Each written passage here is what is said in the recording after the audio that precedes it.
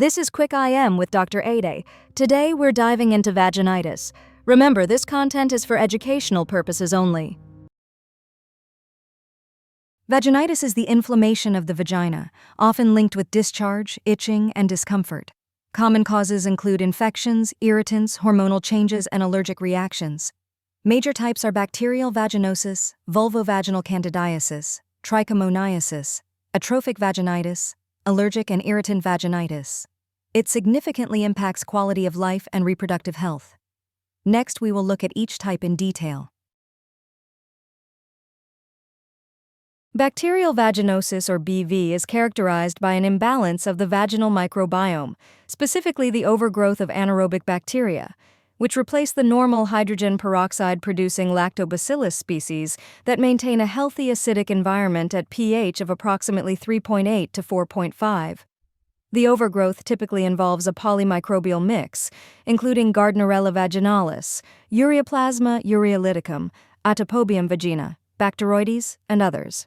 It is the most common cause of vaginal discharge in reproductive age women, often asymptomatic but linked to increased STI risk. Key risk factors include multiple or new sexual partners, unprotected intercourse, vaginal douching, smoking, and intrauterine device use, which modestly increases risk. Clinically, BV may present with thin, gray-white discharge and a fishy odor, especially after intercourse. Signs include discharge coating the vaginal walls and elevated vaginal pH. Complications can include increased susceptibility to STIs, pelvic inflammatory disease, and adverse pregnancy outcomes. Diagnosis of BV requires Amsel's criteria, needing at least 3 of 4 specific signs. 1. Homogeneous thin white discharge that uniformly coats the vaginal walls. 2. Elevated vaginal pH of greater than 4.5. 3. A positive whiff test, where adding 10% potassium hydroxide to vaginal secretions releases a characteristic fishy odor. And 4. Microscopic identification of clue cells, which are squamous epithelial cells with more than 20% of their surface covered by adherent bacteria, a hallmark of BV. Laboratory confirmation is achieved with Gram stain and Nugent scoring, which remains the gold standard by quantifying bacterial morphotypes. Score of 0 to 3 indicates normal lactobacillus-dominant flora, score of 4 to 6 suggests intermediate flora, while score of 7 to 10 confirms BV. BV management involves first-line regimens such as oral metronidazole 500 mg twice daily for 7 days, metronidazole 0.75% gel 5 g intravaginally once daily for 5 days, or clindamycin 2% cream 5 g intravaginally at bedtime for 7 days. Alternative regimens include oral clindamycin 300 mg twice daily for 7 days, clindamycin ovules 100 mg intravaginally for 3 days. For recurrent BV with 3 or more episodes per year, suppressive therapy with metronidazole gel twice weekly for 4 to 6 months, with or without adjunct vaginal boric acid, may be considered. Special considerations include no routine treatment for male partners per CDC, though data suggest combined oral and topical therapy for male partners can reduce recurrence rates. Female partners of women with recurrent BV may warrant evaluation. In pregnancy, symptomatic BV should be treated to lower risks of complications, with metronidazole and clindamycin considered safe for use. Vulvovaginal candidiasis, or VVC, is a fungal infection of the vulva and vagina most commonly caused by Candida albicans, which accounts for approximately 80–90% of cases, while non-albicans species such as C. glabrata, C. cruzi, and C. tropicalis contribute to 10 to 20% and are often linked to recurrent or treatment-resistant infections. It is not classified as a sexually transmitted infection, though sexual activity can trigger symptoms. Epidemiologically, up to 75% of women will experience at least 1 episode in their lifetime. 40 to 45% will have 2 or more episodes, and recurrent VVC, defined as 4 or more episodes per year, affects about 5 to 8% of women. According to CDC 2021 classification, uncomplicated VVC involves sporadic, mild to moderate symptoms in immunocompetent women, typically caused by C. albicans, whereas complicated VVC includes cases with severe symptoms, recurrent episodes, non-albican species, immunosuppression, or pregnancy. Vulvovaginal candidiasis, or VVC, risk factors include host-related conditions such as pregnancy, poorly controlled diabetes mellitus, and immunosuppression from HIV, corticosteroid use, or organ transplantation. Behavioral factors like frequent antibiotic use, high estrogen oral contraceptives, and wearing tight or non-breathable clothing or panty liners. Pathophysiologically, VVC results from overgrowth of Candida species due to disruption of the normal vaginal flora, particularly the loss of protective lactobacillus species. Estrogen-rich environments increase vaginal glycogen content, enhancing fungal adherence and proliferation. Candida albicans, the most common pathogen, produces hyphae and pseudohyphae that invade the superficial epithelial layers, leading to inflammation and symptomatic infection. Clinically, vulvovaginal candidiasis or VVC typically presents with intense vulvar pruritus as the most common symptom, often accompanied by burning sensation, soreness, dyspareunia, and external dysuria. A hallmark finding is thick, curd-like, described as cottage cheese vaginal discharge. On physical examination, characteristic signs include vulvar erythema, edema, and fissures, along with loosely adherent white plaques on the vaginal walls resembling oral thrush patches. Importantly, the discharge in VVC is usually odorless, which helps differentiate it from bacterial vaginosis. The combination of pruritus, classic discharge, and examination findings strongly supports the diagnosis. Diagnosis of VVC involves clinical suspicion and lab confirmation. pH is usually normal. Microscopy shows budding yeast. For recurrent or complicated cases, fungal culture is recommended to identify non-albicans Candida species and guide therapy. Uncomplicated VVC, usually caused by Candida albicans, is effectively treated with short-course topical azole antifungals such as clotrimazole and meconazole or a single 150 mg oral fluconazole dose. Severe VVC may require 7 to 14 days of topical azole or 2 to 3 oral fluconazole doses given 72 hours apart. Recurrent VVC is treated with an initial longer course of topical or oral azole followed by maintenance oral fluconazole given weekly for 6 months or intermittent topical therapy. For non-albican species, boric acid vaginal suppositories or topical flucytosine may be used. Adjunctive advice includes avoiding unnecessary antibiotic use, wearing breathable cotton underwear, and controlling predisposing factors such as uncontrolled diabetes. Trichomoniasis is a common sexually transmitted infection caused by Trichomonas vaginalis, a motile flagellated protozoan parasite, and is one of the most prevalent curable STIs worldwide. The World Health Organization estimated about 156 million new cases globally in 2022, with women affected more frequently than men, although men are often asymptomatic carriers who facilitate ongoing transmission. The infection is transmitted primarily through vaginal intercourse, but rare cases occur through contaminated fomites or perinatal exposure. T. vaginalis specifically infects the squamous epithelium of the vagina, urethra, and periurethral glands, leading to a spectrum of clinical outcomes ranging from asymptomatic colonization to symptomatic vaginitis. The condition is clinically significant not only for its direct morbidity, but also because it increases susceptibility to and transmission of HIV and other STIs. Risk factors include multiple sexual partners, unprotected intercourse, prior or concurrent STIs, and low socioeconomic status with limited access to health care, all of which contribute to its persistence as a public health concern. Trichomoniasis in women typically presents with a frothy yellow-green malodorous vaginal discharge accompanied by vulvar irritation, pruritus, burning, dysuria, and dyspareunia, reflecting inflammation of the lower genital tract. On examination, characteristic findings include diffuse erythema of the vulva and vaginal mucosa, with the classic but less common strawberry cervix, which describes punctate hemorrhages on the cervix, seen in only about 2% of cases, is highly suggestive when present. In men, the infection is often asymptomatic, which facilitates silent transmission, though some may develop urethritis, dysuria, or penile discharge. The diagnosis of trichomoniasis relies on both clinical suspicion and laboratory confirmation, with several diagnostic modalities available. The simplest bedside method is saline wet mount microscopy, which can demonstrate motile, flagellated trichomonads. However, while highly specific, it has limited sensitivity. More advanced methods include nucleic acid amplification tests, which are considered the gold standard because of their superior sensitivity and specificity. Culture using Diamond's medium can also be performed but is less commonly used in clinical practice. Vaginal pH testing may provide supportive evidence, as trichomoniasis typically presents with a pH greater than 4.5. Beyond the acute infection, trichomoniasis carries important clinical implications, as it increases susceptibility to HIV and other sexually transmitted infections, contributes to adverse pregnancy outcomes such as preterm delivery and low birth weight, and is associated with an increased risk of pelvic inflammatory disease in HIV-infected women, highlighting the importance of early detection and treatment.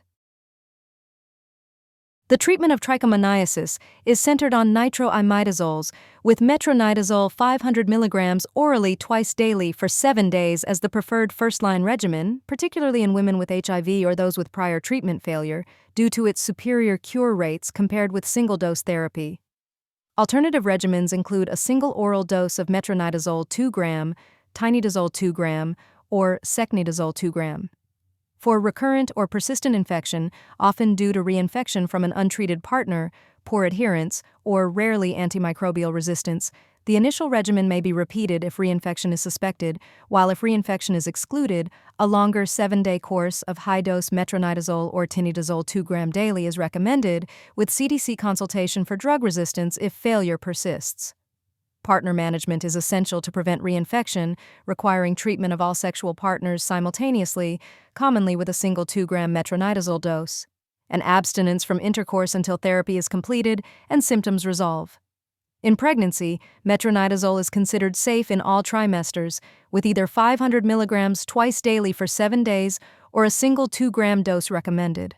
Given the high risk of reinfection, all women should be retested approximately 3 months after treatment or at their next healthcare visit within 12 months. Men are not routinely retested unless symptoms recur.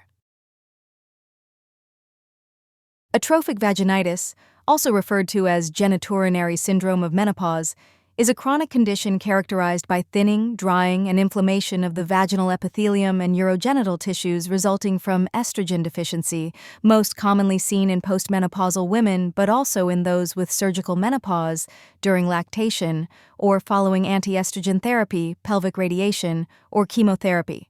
The underlying pathophysiology involves hypoestrogenism, leading to decreased glycogen in vaginal epithelial cells, which reduces the substrate for lactobacillus species, thereby diminishing lactic acid production and causing an elevated vaginal pH. This alteration in the vaginal microenvironment predisposes to local irritation and infection. Clinically, patients present with vaginal dryness, burning, itching, irritation, dyspareunia, spotting or postcoital bleeding, and watery or scant discharge. Additionally, urogenital atrophy contributes to urinary symptoms such as frequency, urgency, dysuria, recurrent urinary tract infections, and both stress and urge incontinence, all of which can significantly impact quality of life and sexual health if left untreated.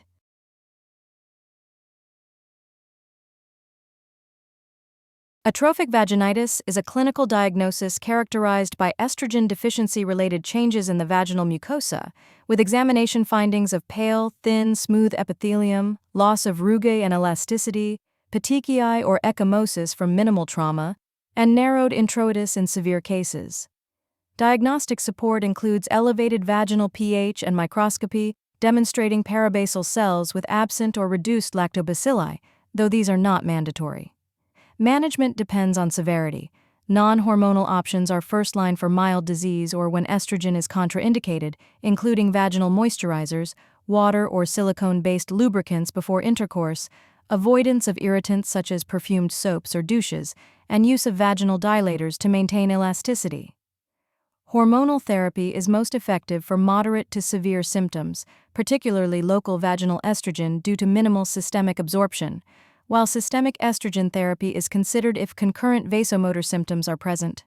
Alternative therapies include ospemifene, an oral selective estrogen receptor modulator effective for dyspareunia, and vaginal dihydroepiandrosterone, which is locally converted to estrogen and androgen, offering another targeted option for symptom relief.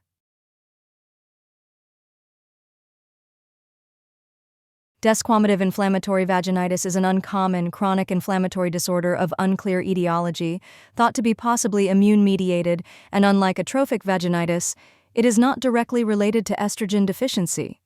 It can occur in both premenopausal and postmenopausal women, often independent of hypoestrogenism, and typically presents with copious yellow or green purulent vaginal discharge, accompanied by burning, itching, and dyspareunia.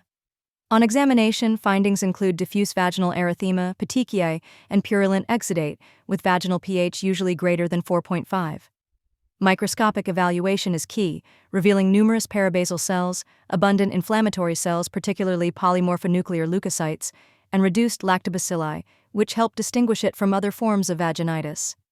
Management primarily involves intravaginal clindamycin cream applied for 4 to 6 weeks, which targets the inflammatory milieu, while topical corticosteroids may be considered in cases with significant inflammation. In women with coexisting atrophic changes, adjunct local estrogen therapy can provide additional benefit.